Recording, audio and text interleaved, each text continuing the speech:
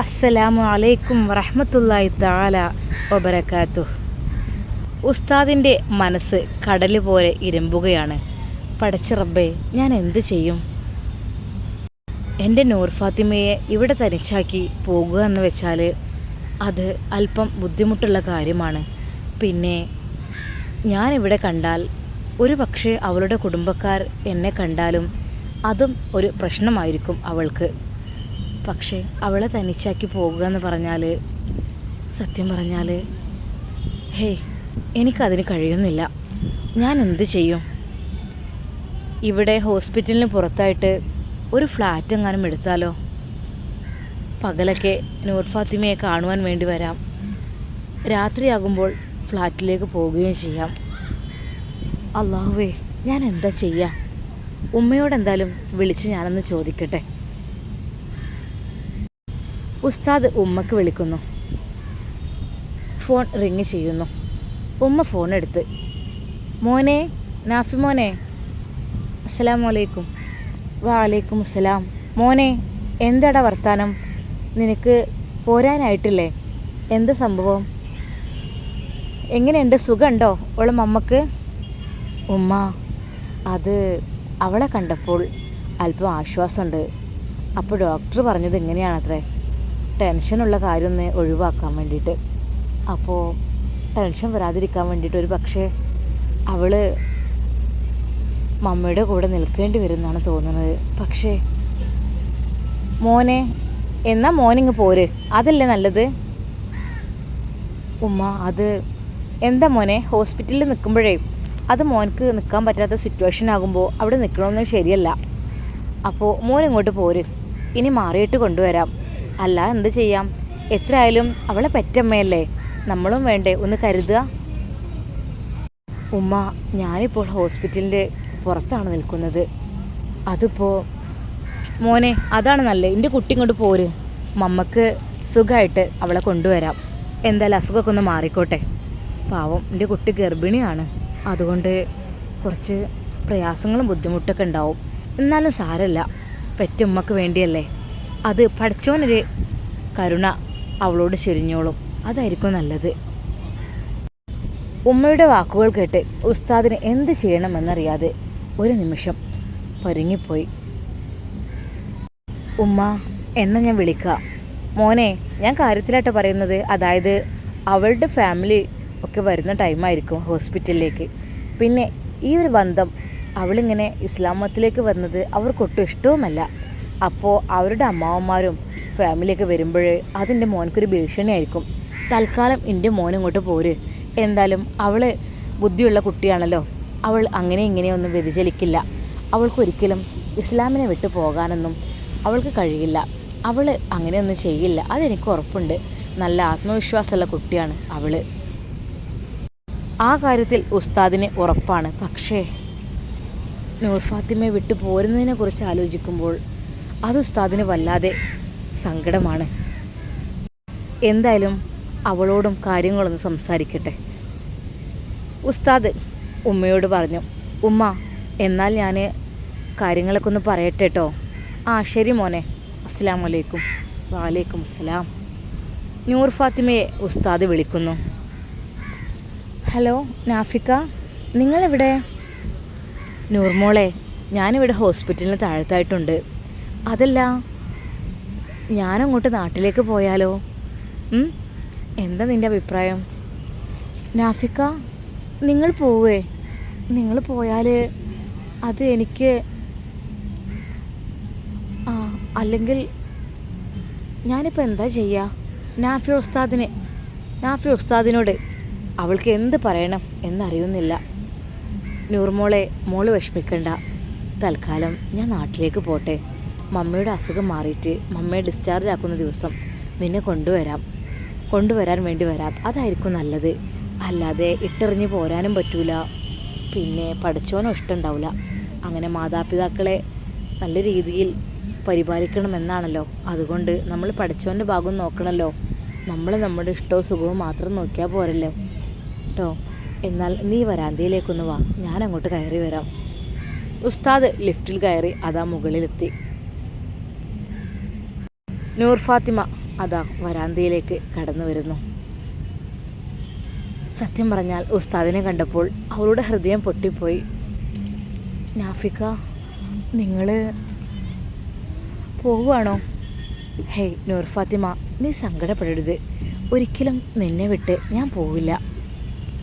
പിന്നെ മമ്മയുടെ അസുഖമൊക്കെ ഭേദമാവാതെ അത് അവരെ ഉപേക്ഷിച്ച് പോരുന്നതും ശരിയല്ലല്ലോ. വേറൊരാളില്ലല്ലോ മമ്മയ്ക്ക്. പെട്ടെന്നതാ നൂർ ഫാത്തിമയുടെ റൂമിലേക്ക് ഒരുപാട് ആണുങ്ങൾ കയറി വരുന്നു. ഒരു നിമിഷം നൂർ ഫാത്തിമ അവളുടെ നിഖാബ് താഴ്ത്തിയിട്ടു. ഉസ്താദിൻ്റെ കൈ പിടിച്ചുകൊണ്ട് അവളൊരു ഭാഗത്തേക്ക് നീങ്ങി. എന്ത് പറ്റി നൂർ ഫാത്തിമ? ഇക്ക, അതെൻ്റെ അമ്മാവന്മാരാണ്. അതെ, അമ്മാവന്മാരും അവളുടെ മക്കളൊക്കെ ഉണ്ട്. മമ്മയെ കാണാൻ വരികയാണ്. നൂർ ഫാത്തിമ, നീ എന്തിനാണ് ഭയന്നത്? നീ എന്തിനാണ് എൻ്റെ കൈ പിടിച്ച് വലിച്ചത്? അത് ഇക്ക, എനിക്കൊരു ഭീഷണി ഉണ്ടല്ലോ. ഞാൻ ഇസ്ലാം മതം വിട്ട് ക്രിസ്തു മതത്തിലേക്ക് വരാഞ്ഞാൽ എവിടെ കണ്ടാലും കാല് തല്ലി ഒടിക്കും എന്ന് അമ്മാവന്മാർ പറഞ്ഞിട്ടുണ്ട്. പിന്നെന്ത് ചെയ്യാനാ ഇക്ക? എനിക്ക് പേടിയാകുന്നു. ഇക്ക പോയിക്കോളൂ വീട്ടിലേക്ക്. ഞാനിവിടെ എങ്ങനെയെങ്കിലും കഴിഞ്ഞോളാം. ഹേയ് നൂർ ഫാത്തിമ, എനിക്കത്ര പേടിയൊന്നുമില്ല. എന്തിനു പേടിക്കണം? നമുക്ക് ഇഷ്ടപ്പെട്ട മതം സ്വീകരിക്കുന്നതിൽ എന്തിനിപ്പോൾ ഒരാളെ പേടിക്കണേ? അതുമാത്രമല്ല, പിന്നെ ഒരാൾക്ക് ഒരാളെ വെറുതെ ഉപദ്രവിക്കാനൊന്നും ഇവിടെ പറ്റൂല. ഇപ്പോൾ അങ്ങനെയൊന്നല്ല, കാര്യങ്ങളും നിയമങ്ങളൊക്കെ മാറിയിട്ടുണ്ട്. അപ്പോൾ ഒരിക്കലും മോളെ തോറ്റു പോകുന്ന സ്വഭാവം എനിക്കില്ല. പക്ഷേ ഞാനിന്ന് പോകുന്നത് വെറുതെ ഞാനിവിടെ നിൽക്കണ്ടല്ലോ. ഇനിയിപ്പം അമ്മയുടെ അടുക്കലായാലും ഒന്ന് വന്ന് കണ്ടു. അല്ലാതെ സ്ഥിരമായി ഞാൻ അവിടെ നിൽക്കുമ്പോൾ ഒരു പക്ഷേ ഇതുപോലെ ആരെങ്കിലൊക്കെ വരുമ്പോൾ അതൊരു മോശമായിരിക്കും അവർക്ക് എന്ന് കരുതിയിട്ടാണ് ഞാൻ മാറി നിൽക്കുന്നത്. അല്ലാതെ ഇക്ക പോയിക്കോളൂ കേട്ടോ. ഞാൻ റൂമിലേക്ക് ചെല്ലട്ടെ. പിന്നെ എൻ്റെ ഇക്ക എന്നെ ഒരിക്കലും മറക്കരുത് കേട്ടോ. ഞാനെന്നും ഇക്കാക്ക് വേണ്ടി പ്രാർത്ഥിക്കും. ഇക്ക എനിക്ക് വേണ്ടി പ്രാർത്ഥിക്കണം. എൻ്റെ ഇക്ക പോയിക്കോളൂ. സത്യം പറഞ്ഞാൽ അത്രയ്ക്കും പെട്ടെന്ന് ഇക്കയെ പറഞ്ഞേക്കാൻ കാരണം അത് മറ്റൊന്നുമല്ലായിരുന്നു.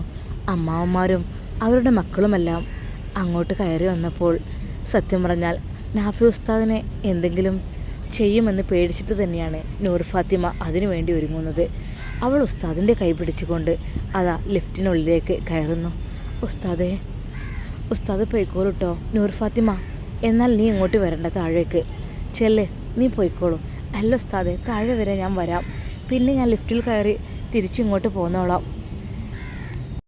വേണ്ട, ഞാൻ തനിച്ച് പോയിക്കോളാം. ഈ ഒരു അവസ്ഥയിൽ നീ ഇവിടെ ഒറ്റയ്ക്ക് നിൽക്കുന്നത് ശരിയല്ല.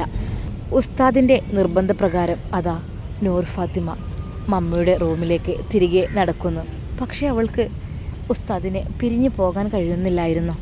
അവൾ വീണ്ടും തിരിഞ്ഞു നോക്കി. ഒരിക്കൽ കൂടി ഉസ്താദിൻ്റെ അടുക്കളേക്ക് അവർ ഓടിച്ചെന്നു. ഉസ്താദിനെ കൈപിടിച്ച് സലാം ചൊല്ലി. അവളുടെ ആ കൈകൾ ഉസ്താദിൻ്റെ കൈകളിൽ അവൾ മുറുക്കെ പിടിച്ചിരുന്നു. അവൾക്കത് വിടാൻ മനസ്സില്ലായിരുന്നു. ഉസ്താദേ, നിങ്ങൾ പോവുകയാണല്ലേ?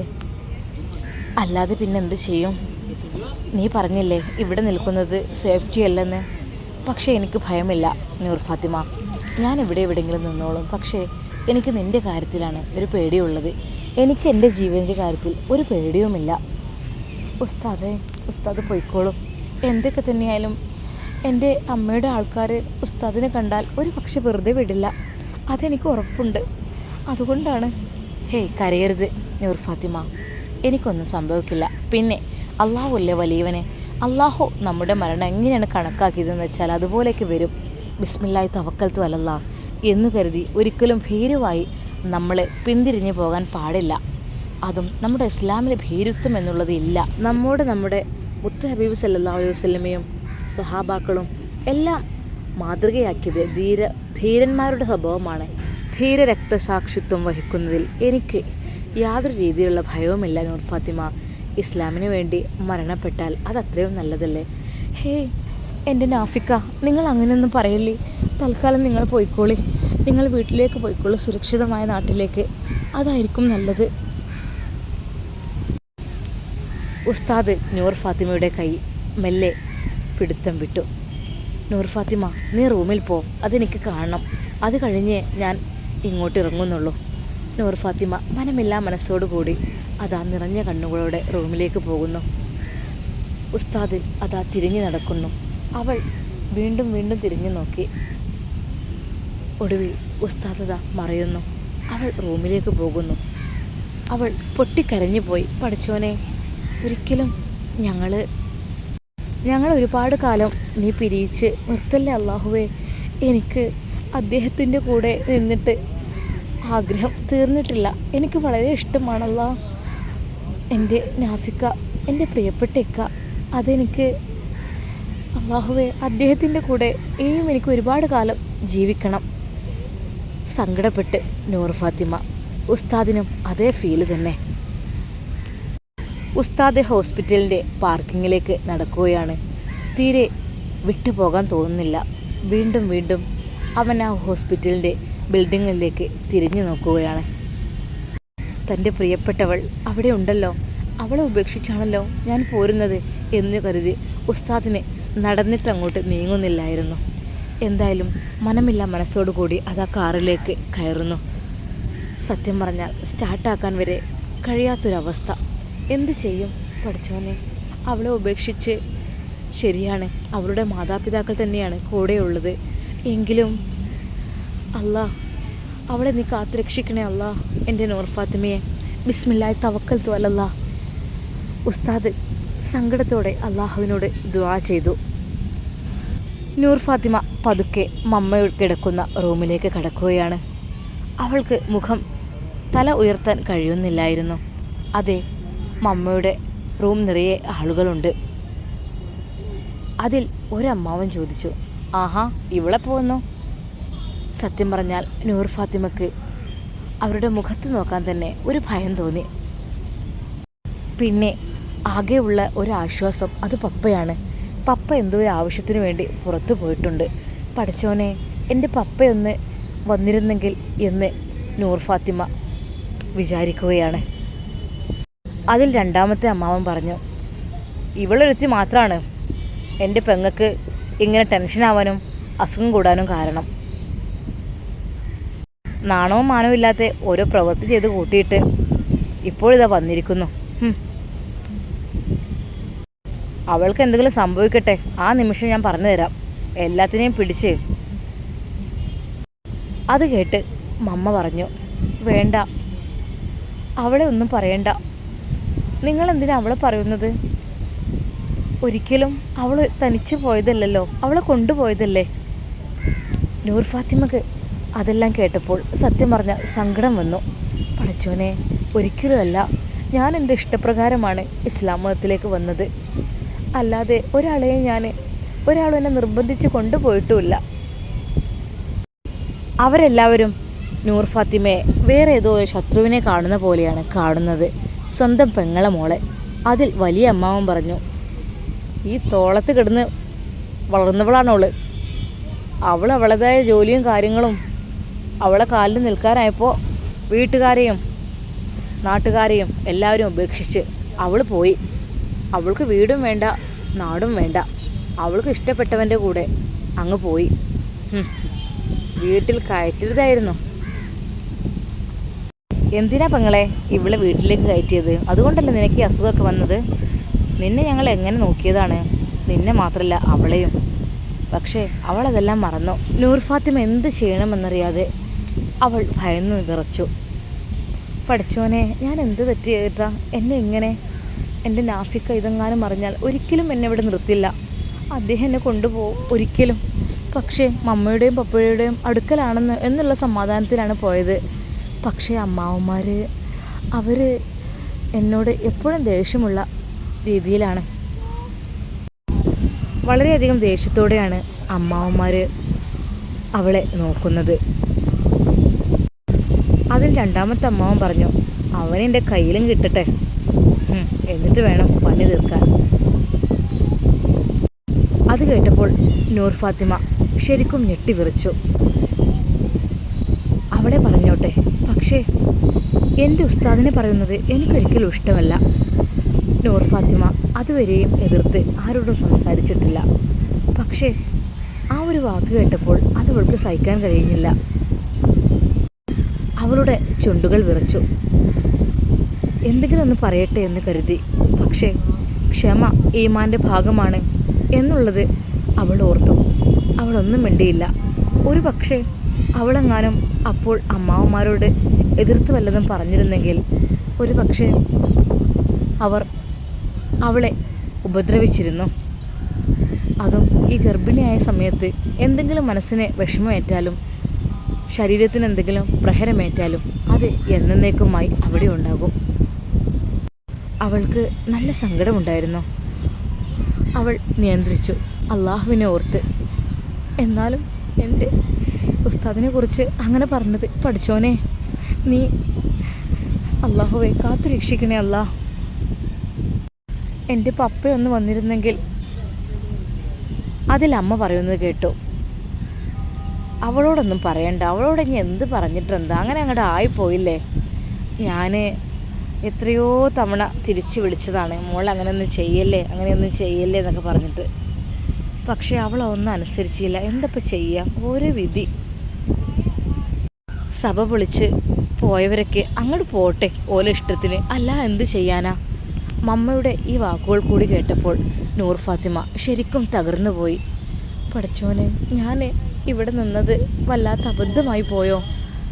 മമ്മയെ പരിപാലിക്കാൻ വേണ്ടിയാണ് ഞാൻ നിന്നത്. പക്ഷേ അമ്മാവന്മാരെല്ലാം വന്ന് മമ്മയെ വീണ്ടും ചൂടാക്കുകയാണ്. പറഞ്ഞിട്ടുണ്ട് ടെൻഷൻ ഉണ്ടാകുന്ന ഒന്നും പറയരുത് എന്ന്. ഞാൻ ഇസ്ലാം മതത്തിലേക്ക് പോയെങ്കിലും പക്ഷേ മമ്മയെ കാണാൻ ഞാൻ വന്നല്ലോ, മമ്മയുടെ അടുക്കൽ നിന്നല്ലോ. എന്നിട്ടും അതിൽ ചെറിയ അമ്മാവൻ അവളുടെ അടുക്കലേക്ക് വന്നു. ഡീ റീന, നിൻ്റെ കെട്ടും പൂട്ടൊക്കെ കഴിച്ചിട്ടുള്ളടി നിനക്ക്. എന്താടി ഇതൊക്കെ ഓരോ വേഷം കെട്ട്.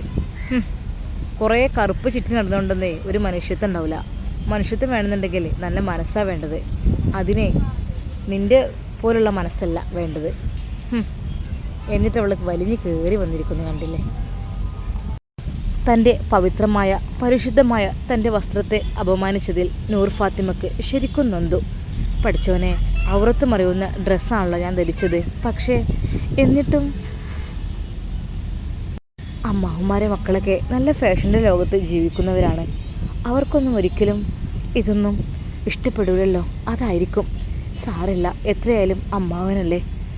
4 പേരും കൂടി അവളെ പച്ചക്ക് തിന്നതുപോലെ ഓരോന്ന് പറയുകയാണ്. അവൾ അതെല്ലാം ക്ഷമിച്ചു, സഹിച്ചു. അവൾ മമ്മയുടെ അടുക്കലെ പോയി നിന്നു. മമ്മ വേണ്ട, ഒന്നും മിണ്ടണ്ട. അവരെ പറയുന്നത് അവർ മനസ്സിൽ സങ്കടമാണ്. നിന്നെ കുറച്ചൊന്നല്ല അവർ നോക്കി വളർത്തിയുണ്ടാക്കിയത്. എന്നിട്ട് നീ ഒരാളോടും ചോദിക്കാതെ ഒരാളോടും മിണ്ടാതെ ചെയ്ത പണി വളരെ അബദ്ധമായിപ്പോയി. ഇപ്പം നിനക്ക് തോന്നുന്നുണ്ടാവില്ലേ തിരിച്ചിങ്ങോട്ട് വരാൻ? ആദ്യേ എൻ്റെ ഭർത്താവിനെ നീ കളഞ്ഞു വാ, എന്നിട്ട് കയറിപ്പോര്. അല്ലാതെ മമ്മയുടെ ആ വാക്കുകൾ നൂർ ഫാത്തിമയുടെ മനസ്സിൽ ശരിക്കും കൊണ്ടു. ഭർത്താവിനെ കളഞ്ഞു പോര്. പഠിച്ചോനെ, എൻ്റെ ജീവിതത്തിൽ സ്വാലിഹായ ഒരു ഭർത്താവിനെ ലഭിക്കണം എനിക്ക്. അതായിരുന്നു എൻ്റെ ആഗ്രഹം. അതുപോലെ എനിക്ക് എൻ്റെ നാഫിക്കയെ ലഭിച്ചു.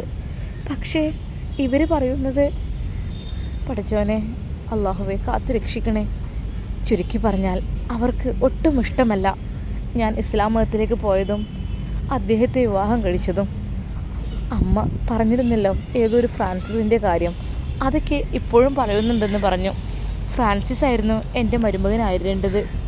അവനാണെങ്കിൽ ലക്ഷപ്രഭുവാണ്, കോടീശ്വരനാണ്. പക്ഷേ പപ്പ ഒരിക്കൽ പറഞ്ഞിരുന്നു എന്തോ ഒരു പെണ്ണിൻ്റെ കേസിലൊക്കെ അവൻ പെട്ടിട്ടുണ്ട് എന്നൊക്കെ. പക്ഷേ അമ്മക്കൊന്നും അറിയില്ലല്ലോ. അവർക്ക് ഈ പുറത്തത്തെ ക്യാഷും വലിയ കൊട്ടാരവും അതൊക്കെ ആയിരിക്കും. അൽഹംദുലില്ലാ, എനിക്ക് ഏറ്റവും ഹൈറ് എൻ്റെ ഹസ്ബൻഡ്, എൻ്റെ നാഫി ഉസ്താദിൻ്റെ കൂടെയുള്ള ജീവിതം തന്നെയാണ്. അത് വിട്ട് ഞാൻ എങ്ങോട്ടും പോകൂല, സത്യം. നൂർ ഫാത്തിമ മനസ്സിൽ വിചാരിച്ചു. കുറച്ച് കഴിഞ്ഞപ്പോൾ ആരോ വാതിലിൽ മുട്ടുന്നു. ഒരമ്മാവൻ വാതിൽ തുറന്നു കൊടുക്കുന്നു. സമാധാനമായി. പഠിച്ചോനെ, എൻ്റെ പപ്പ അവൾ പപ്പയുടെ അടുക്കലേക്ക് ഓടി. മോളെ കണ്ടു. മോളെ വേഷം കെട്ടൊക്കെ ഏതായാലും അടിപൊളിയായിട്ടുണ്ട്. പപ്പ കൂട്ടി നിൽക്കുന്നുണ്ടല്ലോ. നാണമില്ലല്ലോ അളിയ നിങ്ങൾ ഇങ്ങനത്തെ ഇതൊന്നും വെച്ചുകൊണ്ട് നിൽക്കാൻ. അങ്ങോട്ട് പറഞ്ഞു വിട്ടുണ്ട്. പിന്നെ എന്തിനാ അങ്ങോട്ട് എഴുന്നള്ളിപ്പിച്ചത്? അവൾ എന്ന് നമ്മുടെ മതത്തിലേക്ക് തിരിച്ചു വരും അന്ന് നമുക്ക് അവിടെ സ്വീകരിക്കാം. അല്ലാതെ ഈ മുസ്ലിംസിനൊന്നും ഇവിടെ വെച്ചുകൊണ്ട് നിൽക്കാൻ പറ്റില്ല. അതൊന്നും ഒരിക്കലും കർത്താവിന് ഇഷ്ടമുണ്ടാവില്ല. ഹേയ്, അങ്ങനെയൊന്നും പറയണ്ട മോളെ. പപ്പയുടെ അടുക്കൽ അവൾ ചേർന്ന് നിന്നു. മോളെ ഒന്നും പറയണ്ട. എന്തിന്? അവൾ പിന്നെ അങ്ങോട്ടല്ലാതെ അങ്ങോട്ട് വരാൻ? അവൾ എൻ്റെ മോളാ. എൻ്റെ വീട്ടിലേക്ക് അവൾക്ക് കയറി വരണ്ടേ?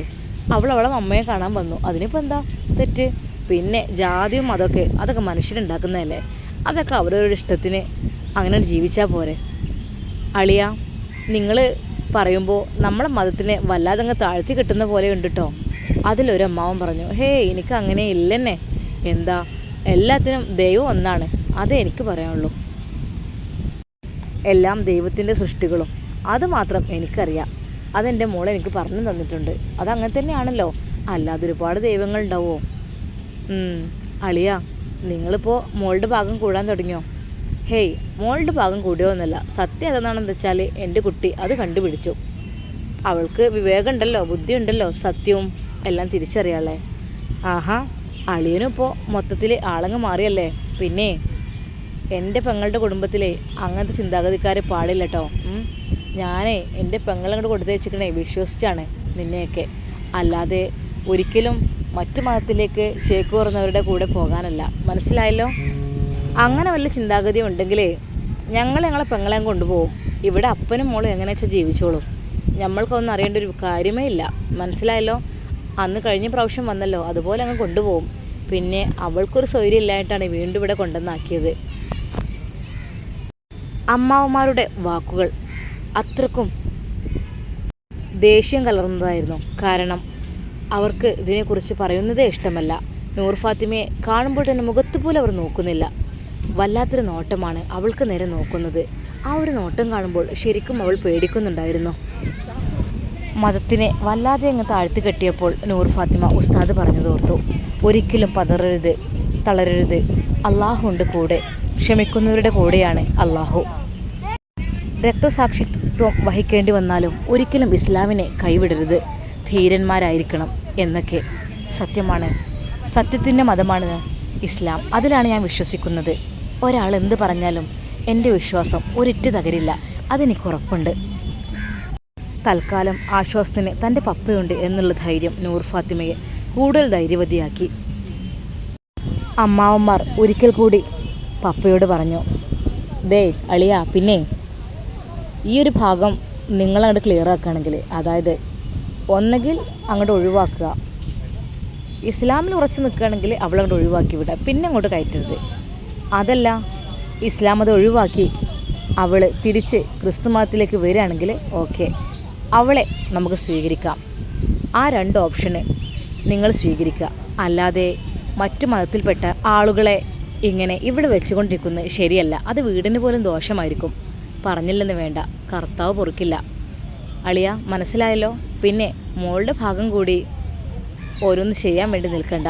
അതേ, പെങ്ങൾ ഞങ്ങളതാണ്, ഞങ്ങൾക്കാണ് എൻ്റെ നാണക്കേട്. പറഞ്ഞില്ലെന്ന് വേണ്ട. അത്രക്കും പറഞ്ഞ് അമ്മാവന്മാർ വളരെയധികം ദേഷ്യത്തോടു കൂടെ തിരിച്ചു പോവുകയാണ്. നൂർ ഫാത്തിമയുടെ കണ്ണുകൾ നിറഞ്ഞൊഴുകി. പപ്പ അവളെ ആശ്വസിപ്പിച്ചു. മോളെന്തിനാ കരയുന്നത്? മോൾക്ക് ഞാനില്ലേ? മമ്മയും അവളുടെ മുഖത്തേക്ക് നോക്കുന്നേ ഇല്ലായിരുന്നു.